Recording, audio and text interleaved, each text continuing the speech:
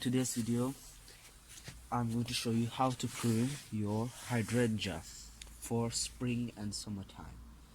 And there are different type of hydrangea. There is hydrangea that grows on new stems and new wood, and there are hydrangea that grows on old wood.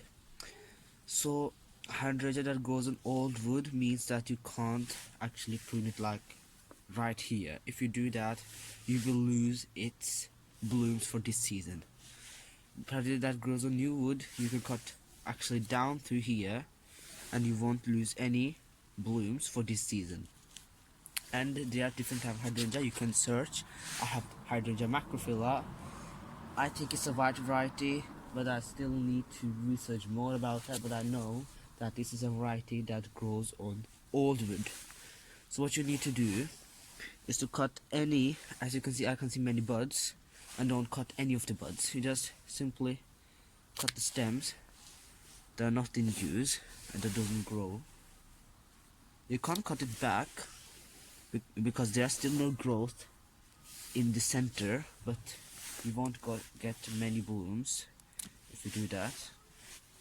Then just cut off the stems, and you need to actually cut 2 or 3 of this whole stems to encourage growth. As you can see, let me just show you which I can cut off completely, like this one. I can cut that. I don't want to cut any of the, because I want many blooms as I can. And like this one, let's cut that off.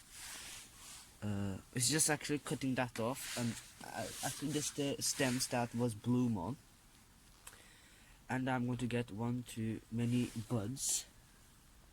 As you can see, let's just cut that off because we are getting new buds here. Like that, you need to actually cut that on this way, and as you can see, still this rule applies. Dead, diseased or damaged, the 3Ds I told you in the rose video.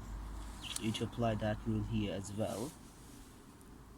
There's no dead, actually. Yes, it's damaged, but I need to work. There's no dead or damage in this plant right now. So I really hope you enjoyed the video, and I will see you later in the next video. Bye.